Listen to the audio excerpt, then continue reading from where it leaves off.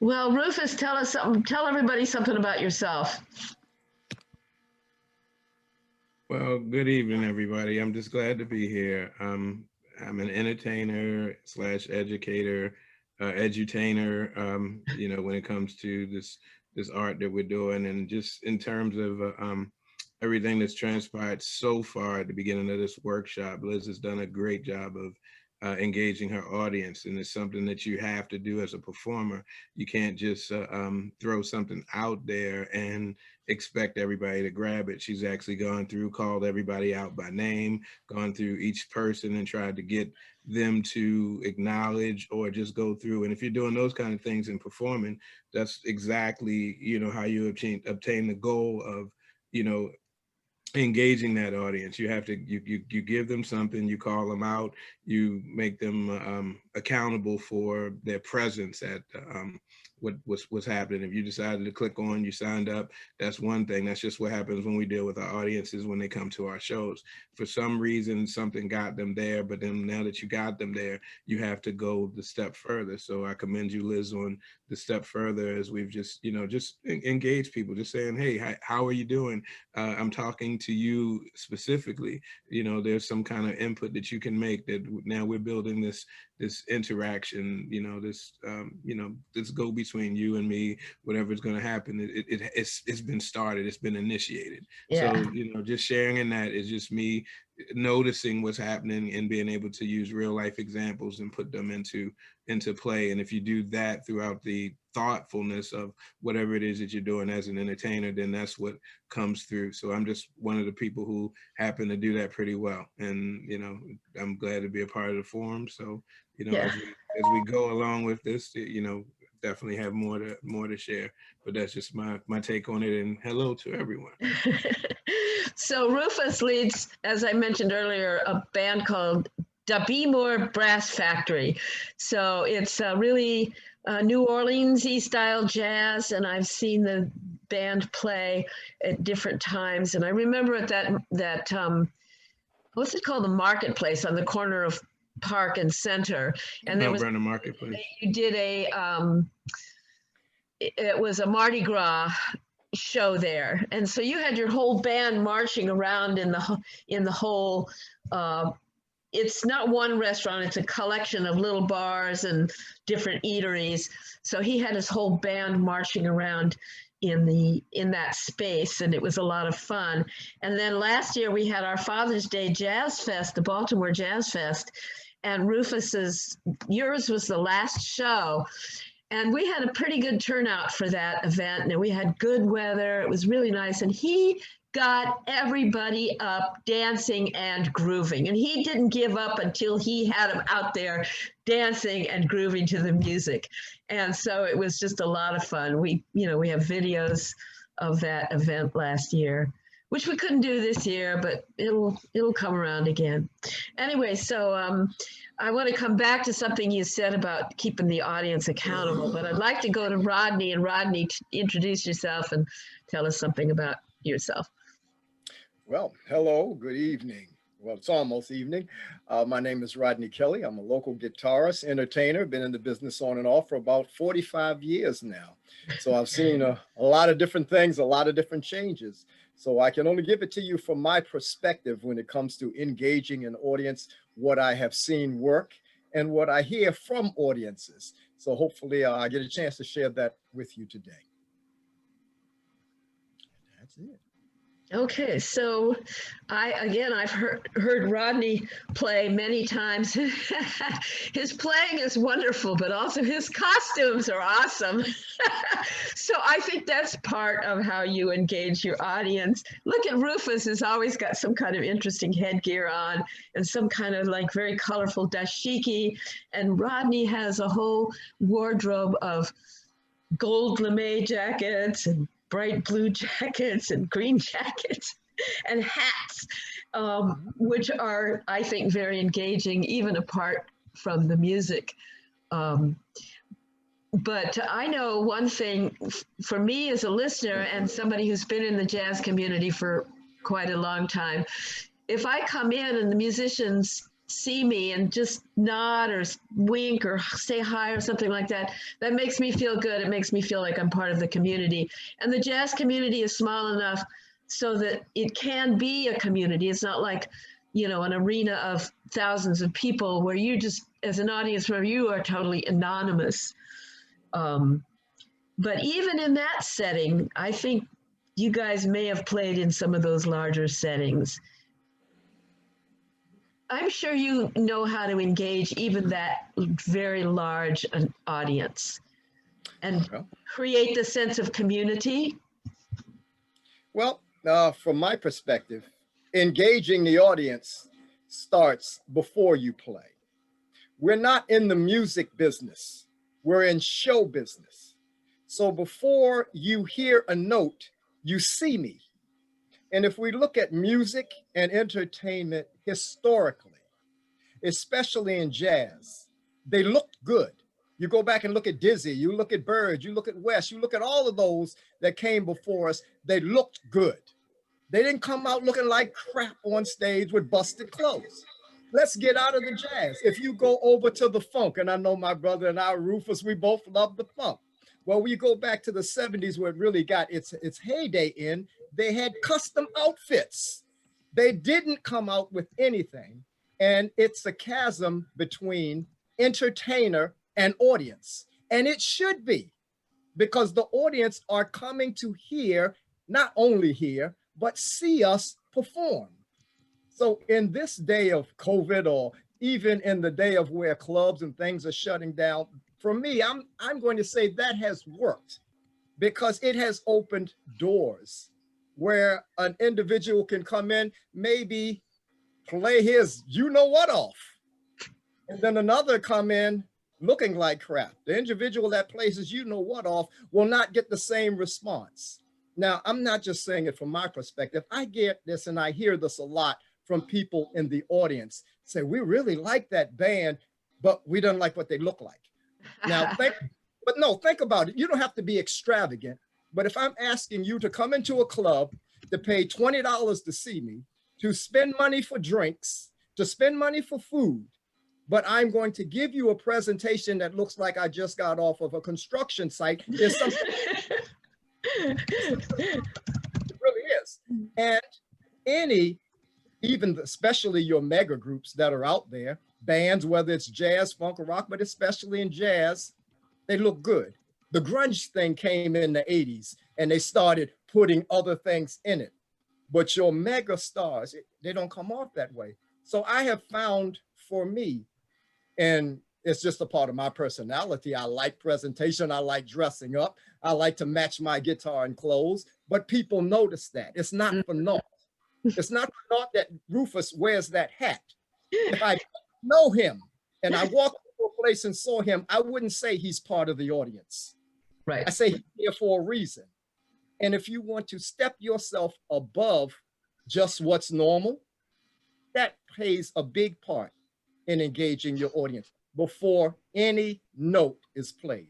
I'll get to that part later. I'll let Rufus go ahead and chime in. Yeah, I was going to say, Rufus, you want to chime in on that note and go from there?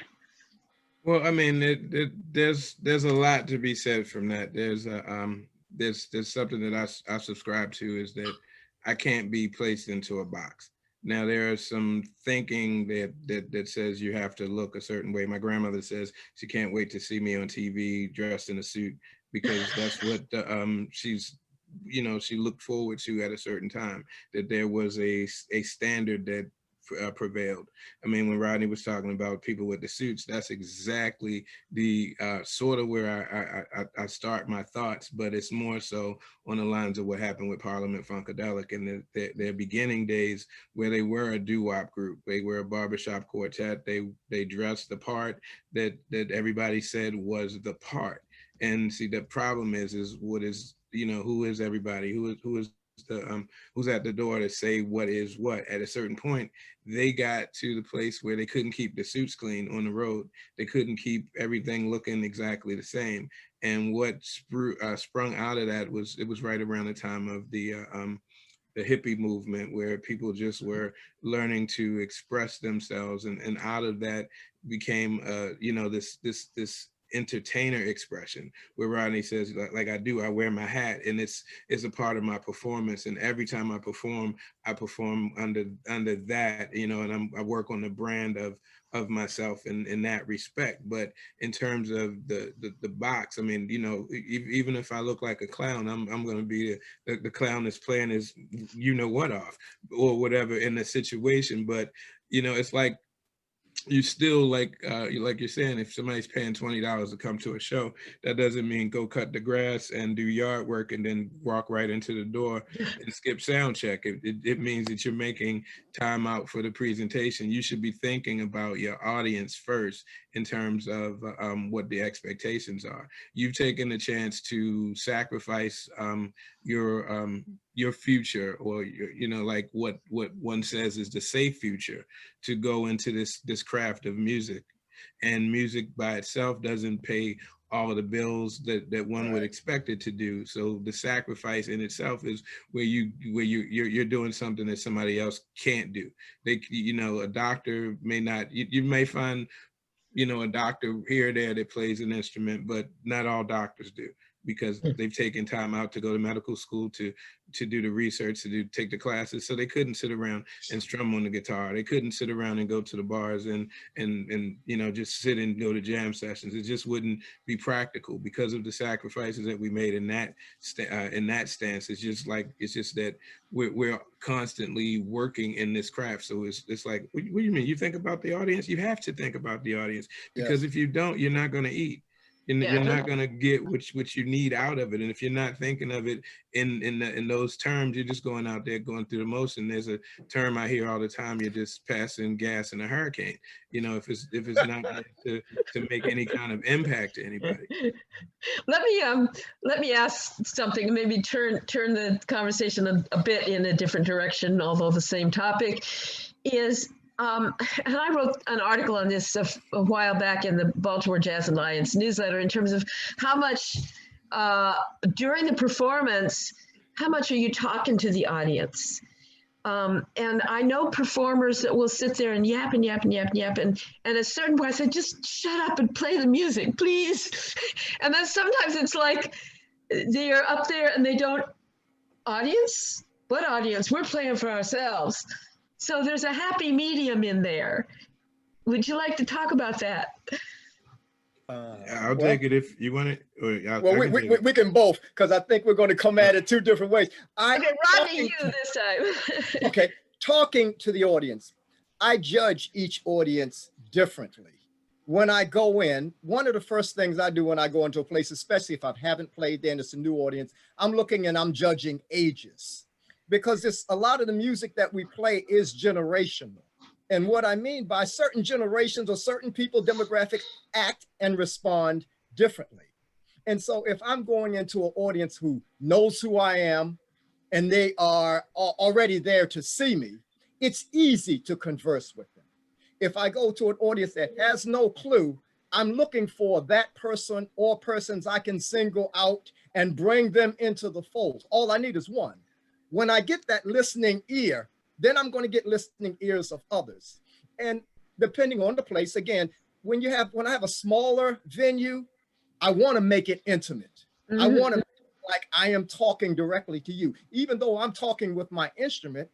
But when I can talk and tell a story here and tell a story there, it makes it more personable. My instrument is a piece of wood and steel. I control that.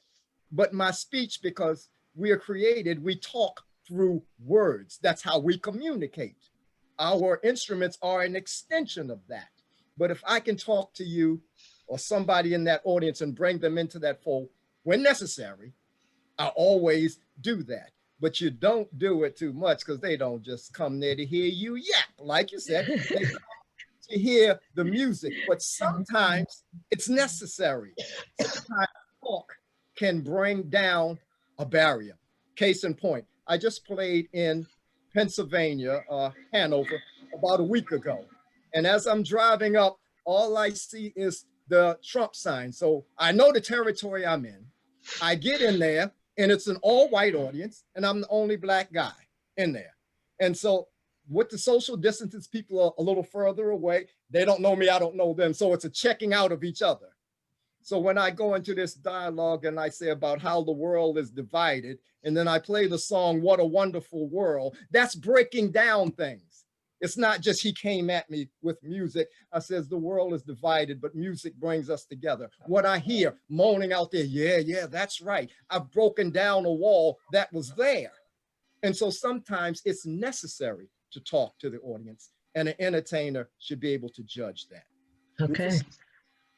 Well, I mean, I was a DJ, and I DJ'd a lot of parties, retirements, birthdays, school functions, especially the things with school, because you have to engage an audience of children to be able to, at this point, pull out their own listening devices where they could choose to listen to whatever they already wanted to listen to. You're trying to open them back up and plug them back into a communal system where everybody can, basically respond to the same stimulus at the same time. It may be at the beginning of a song where there's a guitar solo that reminds you of something that your grandfather played when you were younger. It may be the beat that the drum goes into as it goes further on. It reminds you of a dance that you used to do when you could dance. It's the different aspects of it that actually keys into people. So I mean, like Rodney said, I've been in situations where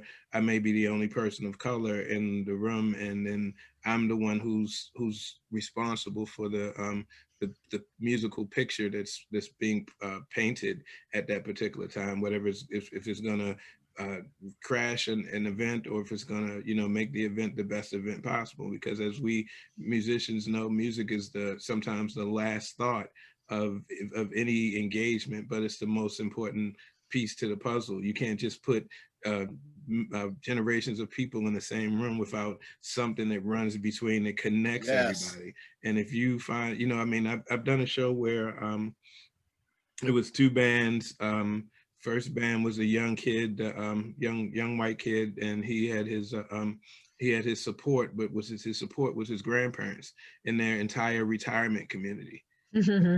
But this is a show that I'm the second band on, where I have a high energy show that's it's not generally geared in that place. So you have an obstacle running into the door. So how are you going to be able to convert somebody who did not come to hear any of what you came to contribute, and then make that something that they're used to? You have to, I was a school teacher.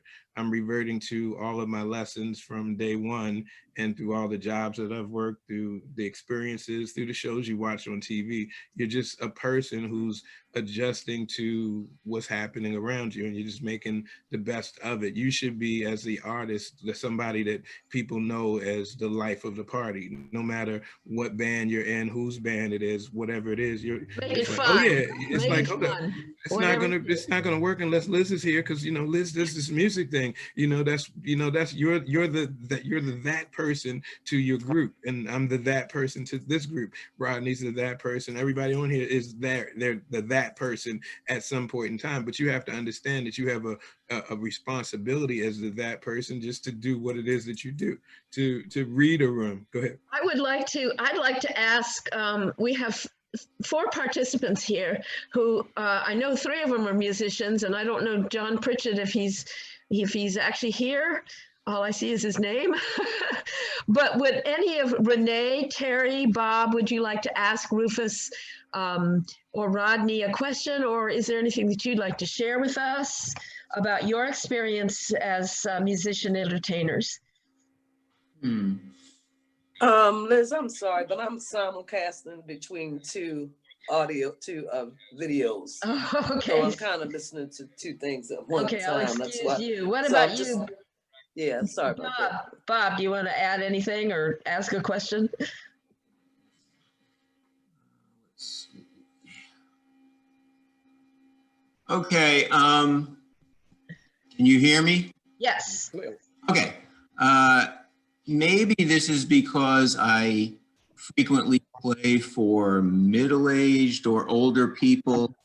I find that people like it when I tell them something about the music. I tell them maybe when the tune was written, who wrote the tune, what musical or movie it was from, that kind of stuff. I try not to get too lengthy about it, but I have had so many people come up to me afterwards and say, I'm really glad you told us about that. So there's one little tidbit. Think of it as like when you were in the classroom and your teacher paid some attention to a question that you had.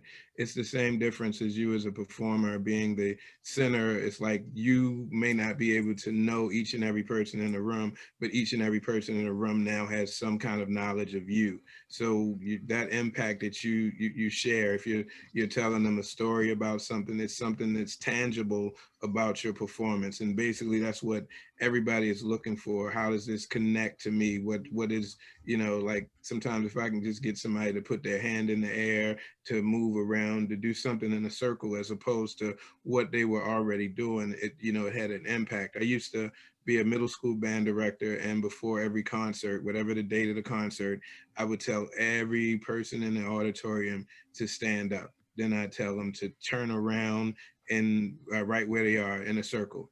And then I'd tell them to reach out and then touch their heart.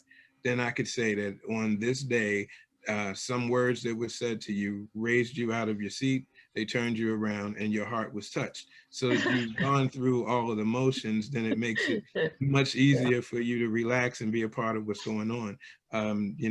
Choosing a music selection, you try to find stuff that people already can relate to. If you do a whole set of music that just makes you happy, if it's not filled with a crowd full of people that are just on that same wavelength, then you're doing yourself a disservice. They're not coming to see every note that you've ever learned. They're just coming to be entertained or to have, or for you to fulfill a role. Now, while you're there, if you get their attention and they're like, man, this experience was great, and I want to recreate the experience, so when I hear that Rodney Kelley is going to be playing, I'm going to be more in tune to follow what this band is doing, because I've been let down by other bands before. The bands that don't interact with me, they don't play songs or music that I like. They don't take me into consideration. I had a young lady who's making a crab cake egg roll, and she's making this egg roll, and I ask a question like, what is the yellow stuff?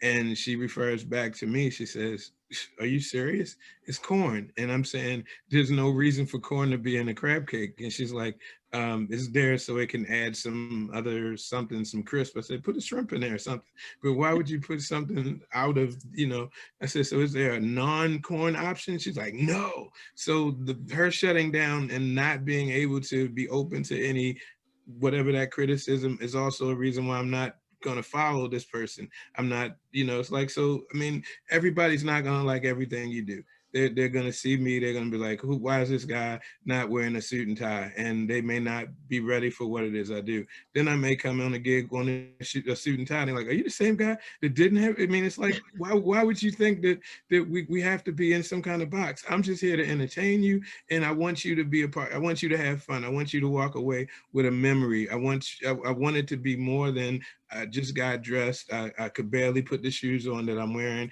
My feet hurt, and and it was a slow time to get a drink. No, you played a song that I remembered with my best friend that I hadn't seen in so long, and that memory made me emotional, and I had a good time at this moment. Those are the things. Let me pop in again here. So, what I think. What the question that comes to my mind, or the issue that comes to my mind, is maybe a tension between catering to an audience. I have the bright sun coming through my window here. Catering to the audience in terms of what their expectations are, what they're familiar with, but also maybe challenging the audience. If you get them on your side, don't you sometimes give them something that they don't necessarily expect? Go ahead, Ron. Okay. Yeah. And I wanted to continue. Rufus said something, and Bob, they both said something that is, I see, underutilized a lot when it comes to engaging an audience. An audience comes to a performance not to lead. They come to be led. It is our job to lead them. So when Bob tells a story about, or when a song came out, they were already there for that. most audiences that I've come across don't go to hear performers perform that they know nothing about. That's like somebody said, Rod, go see the Sex Pistols. Okay, I don't know nothing about their music. Unless it's some recommendation or I hear something, I wouldn't be inclined to go there. So your audience that comes see you already psychologically, they're in your vein. Now it's your job to bolster that, control that, and mold that, because they're there already for what you do. Now, just like Rufus says, you know, out of the box, not everybody is going to like what you do. An older gentleman, he passed away now, named Biddy Wood, who did a lot musically, and his wife was Demita Joe, a big star. He told me, you want to get to a place where people are not buying your music, they're buying you. So, see, because the music that we're playing other people's music unless you're in an all original band, okay? So you are already playing something that your audience have already told you they like. They wouldn't be there if they didn't. So when I go there, I already know I have a repertoire for them because they're there. My job now is to engage them and to, as Rufus says, make it an experience for them. If it's some that might be in there that doesn't like it, you know what that is? They're not my audience. You cannot play for everybody. Yeah. You have to find the audience that likes what you do and you give it to them very well. The jack of all trade thing breaks many bands up. I hear people say, trying to please everybody. Well, here's where it breaks it up. You may have heard this statement. You got to give the people what they want. That breaks bands up. You give your audience what they came to see you do. If they are your audience, they came to see you do this. My audience does not come to hear me play Segovia, to hear me play Tchaikovsky. The ones who come to see, they have an inkling, they have been told, or they have heard. So when they get there, what I want to do is to exceed what their expectation is, but not be something that I'm not. I am playing what's here in the heart. And if you play what's in your heart, you're going to play that better. Lastly, things that Rufus and what you asked about, do you change up? Okay, that comes in having a repertoire and knowing how to spin something. But still, it has to be in the vein of what you really like to do, or you're going against your own grain and you're phony with it. I was down Sullivan's one night, and near the end of the night, it's a nice crowd. There's one lady, she sat in the back almost the whole show. Just about 3 songs before, she walks up to me and she says, "Can you play me some Bobby Darin?" Really? So I looked and I made a little nuance out of it. I says, "What black man you know play Bobby Darin? What are you talking about?"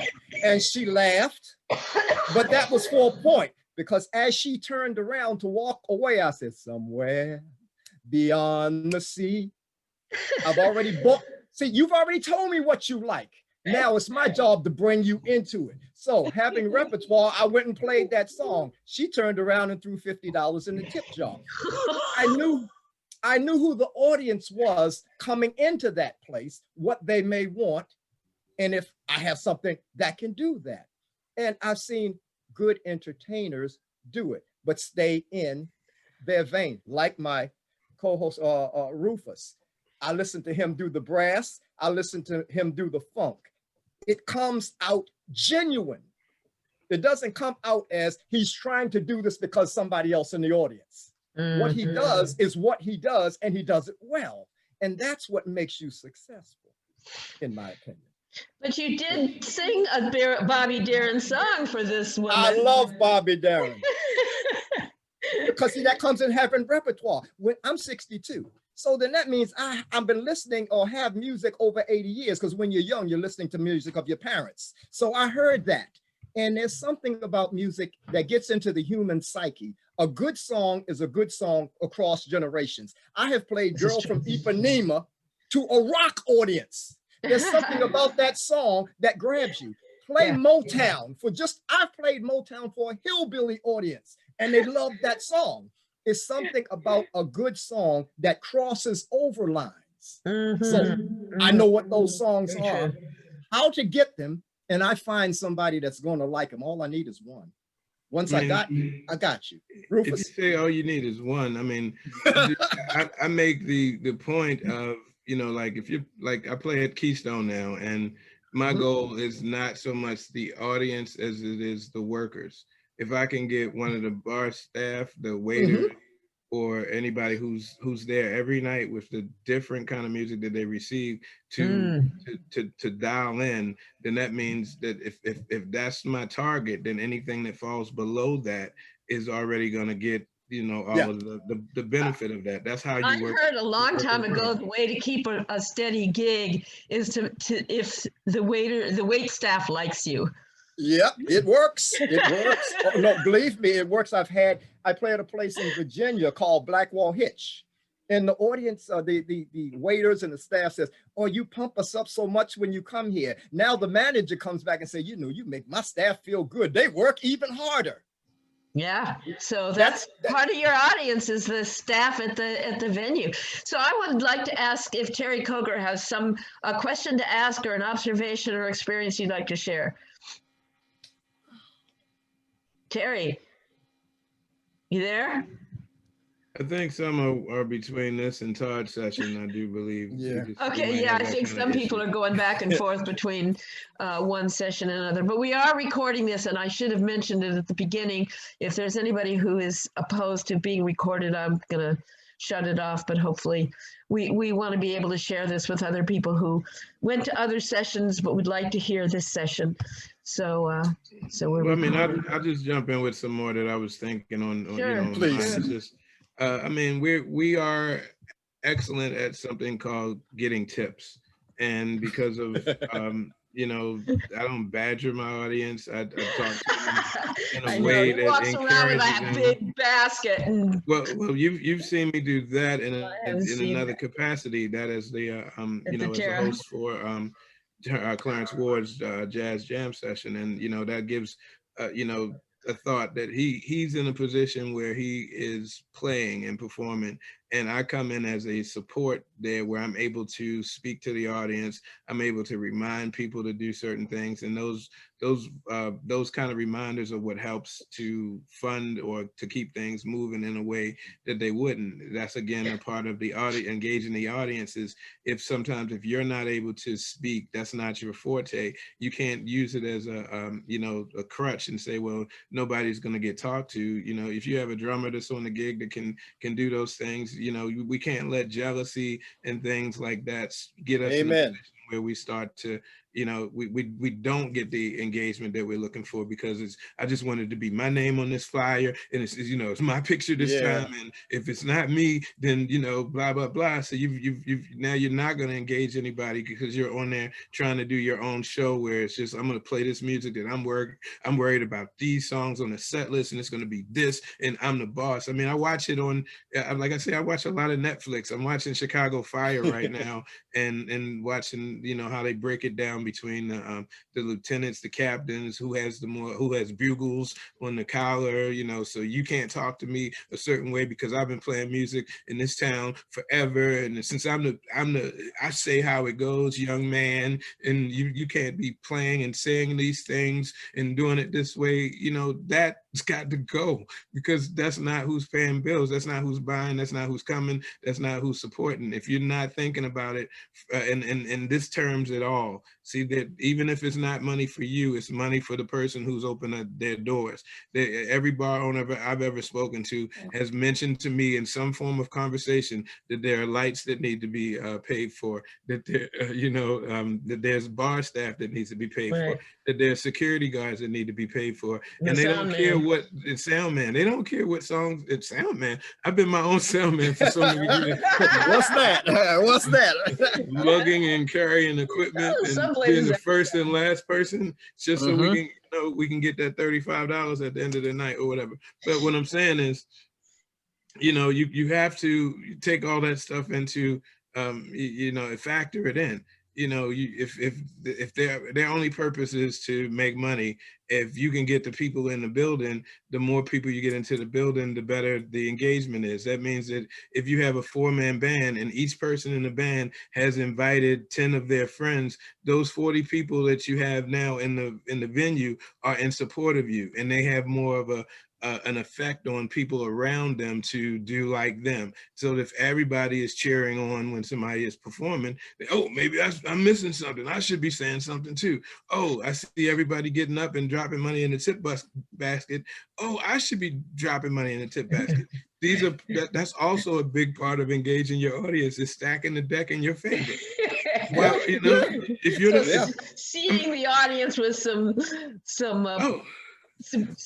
enthusiastic supporters, and it becomes who are we, Liz? Who are we? We're not that big at what we do. Everything that we do as independent artists needs to be supported by the people around us. Even if it's nothing more than, I see Rodney has a gig, I'll hit like or share just so that somebody else can see it. It doesn't mean anything against me. It's my community. If the more likes we get, the more we're visible, the more we have opportunity to do more for other situations. So we have to engage the audience of our peers. We have to engage, you know, all forms of that. If you're not using social media to reach out to people, you're not engaging your audience. If you're not taking pictures with the people that support you, you're not engaging your audience. If you don't have any product to share with the audience, you're not engaging them, because those are the ways that they do stuff. They need takeaways from. How many workshops have you ever been to that you went, there was a presentation and there was no handouts? So what do you get? You either got what you got, or that memory is gone. So if you're not leaving some tangible deposit on the people that you're servicing, then what service did you render? So engaging the audience is not just the time you're on stage, but your whole presence. Everything. Facebook, social Everything. media, taking photos with your fans, and having albums, or, you know, not everybody has an album every time they're doing a show, but yeah, something. Just having something that is a tangible piece to what they experience. I heard Rodney Kelley, so I went to Spotify. There was a song. I could play this in the car at some other time. There's a YouTube video. Now, when we get into this whole thing about what stuff did you allow to be out on Facebook Live versus, you know, the streaming platforms, if you don't know who I am, then it does me absolutely no good any way I look at it. There's millions of people who have over 5,000 Facebook friends, and guess who's not one of them? Me. That means that if I'm not one of them, they don't know who I am. That means that I'm living a full, total existence as a person, contributing to music, and you've never heard my contribution. You don't know who I am. You don't know. You know, if you hear about this performer died, oh wow, somebody I never heard of. Maybe let me look and listen to his music. Oh wow, he was great. I didn't even know he existed. What? And that's you know, so. Right. So if you can find ways to build your circle and get that circle strong, and then that circle can expand, and then it expands, and then, I mean, because we're not doing what yesteryear was. Yesteryear, you know, you meet somebody, you're in the bathroom, you sing a song for them, and next thing you know, you're famous. It's a different kind of fame. Well, you don't want fame. You just want to be able to support yourself, to be able to have fun. You know, I have people that will just sit in with my band versus getting paid, you know, because, you know, they just want to be a part of the experience of enjoying the music. If you can set up something where it's just fun, like my band doesn't necessarily rehearse. We're professional musicians who have been to rehearsals before, but we engage in performing based on prior knowledge and reading the room that we're currently in. You know, I choose the songs. You know, if I have a set list, what I was alluding to earlier, it doesn't have to be set in stone. It's just on a piece of paper. If this song sounds slow and it's sad, and the next song is sad, try not to be sad after that. You know, because you know, say a happy song.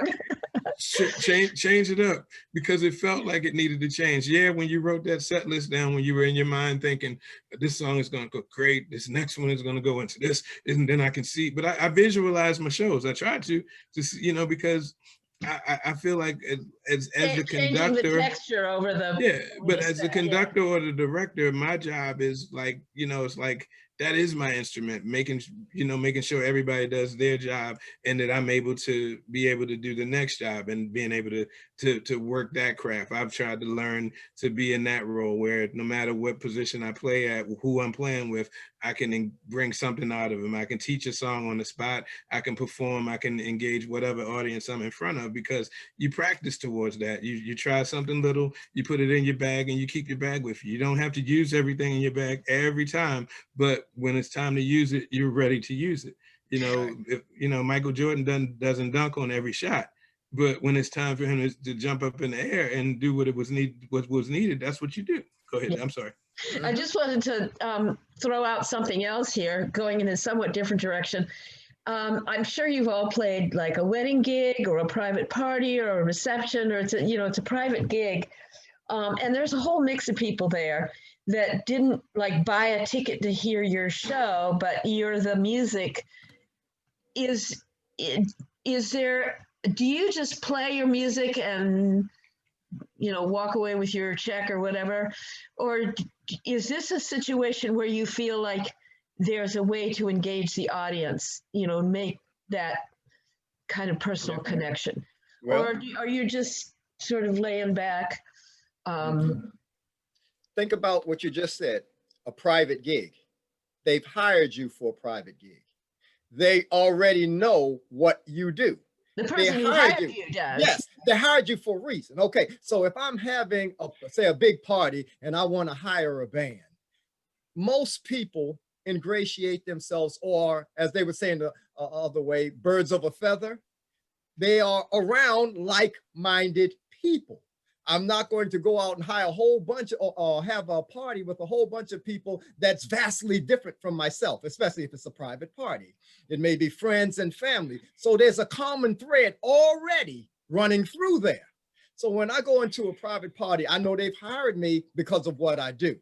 Now, I'm more expansive maybe than what they have heard the person hiring me.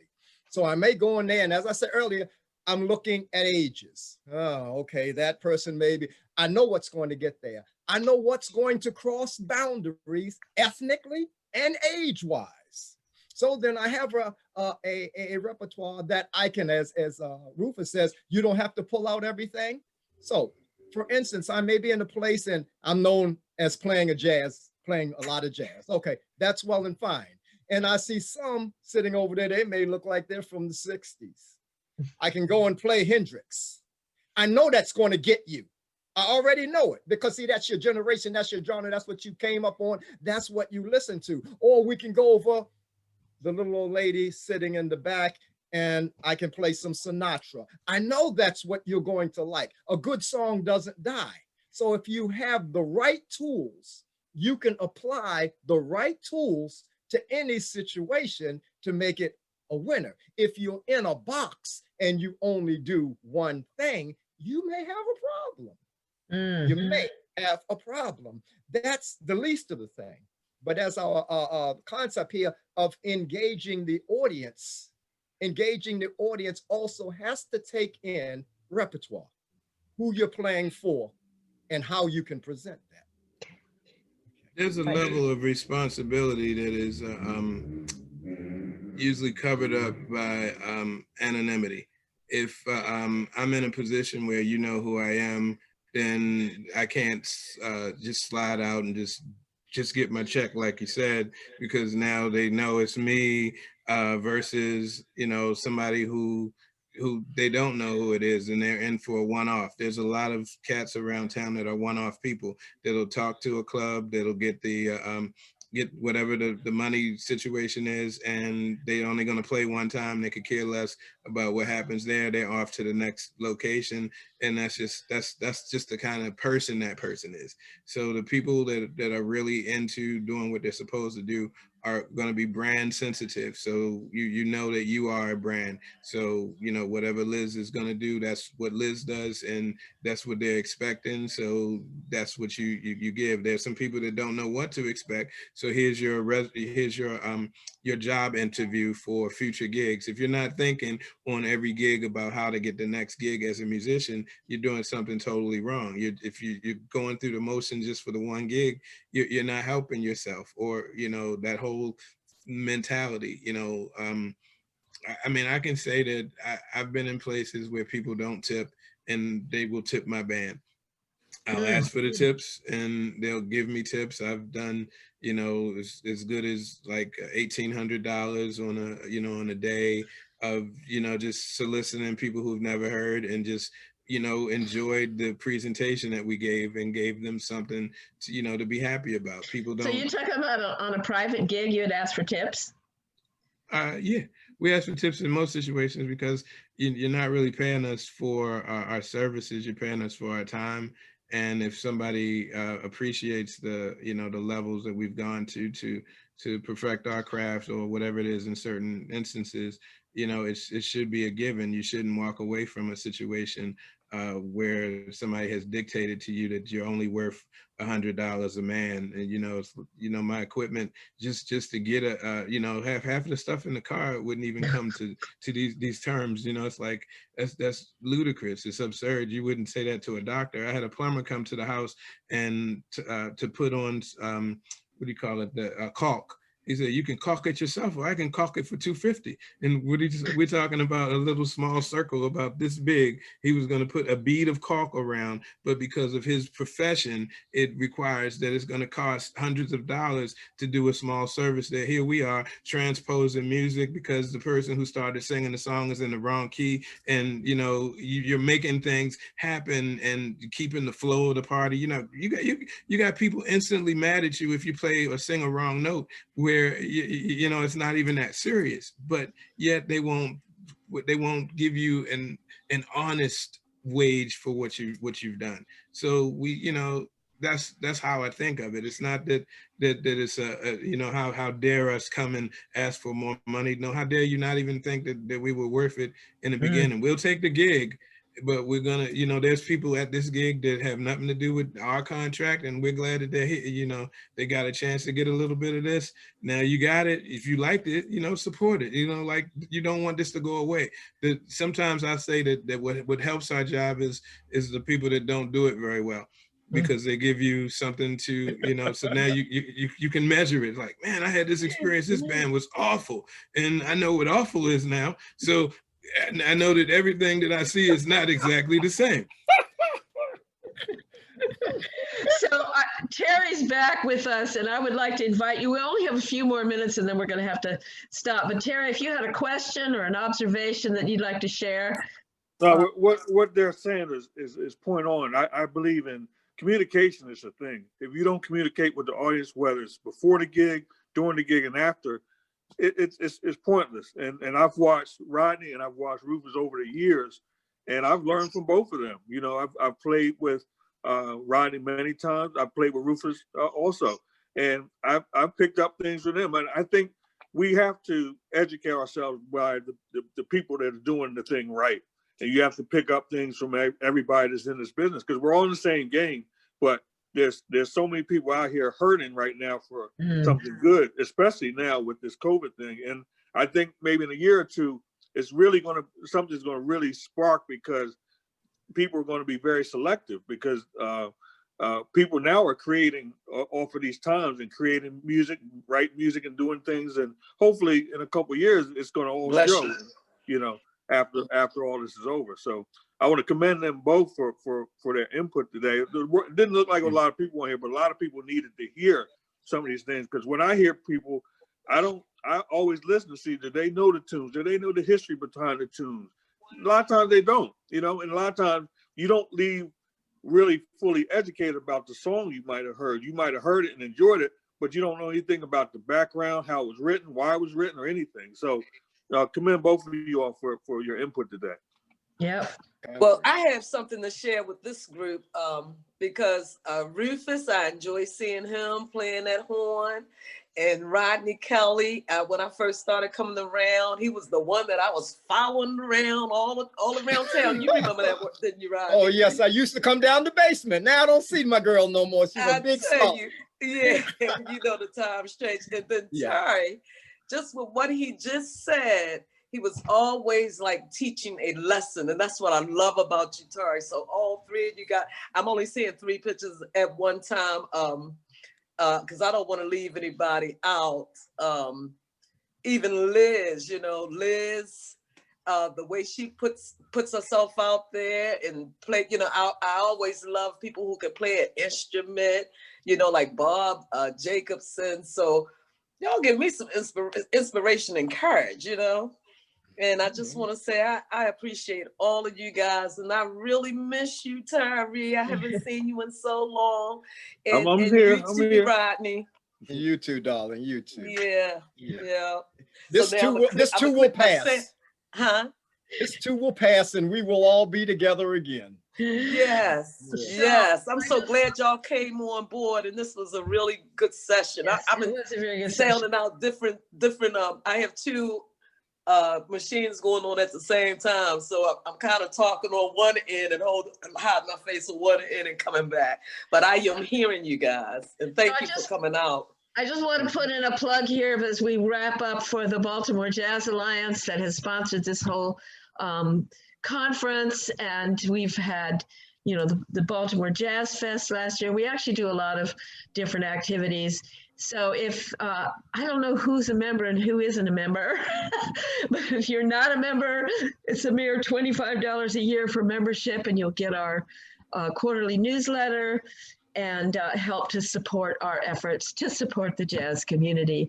So thank you so much, Rufus. Thank you so much, Rodney. Thank you for Terry and Renee and Bob and John Patterson, or whatever his name was. He finally went away. But anyway, this was great. You guys shared a lot of things that I think we can all, as performers in whatever we do, we can benefit from. Yeah, So, thank you. Thank you. I have good seeing you, Rufus. Thing. Yeah, I just had one quick thing to share.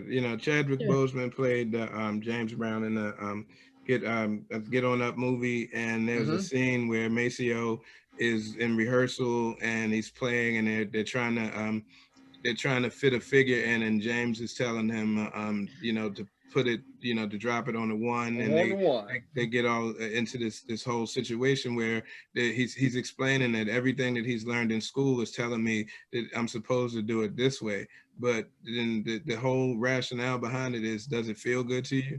Does it sound good to you? Then do what it is that you need to do in that situation.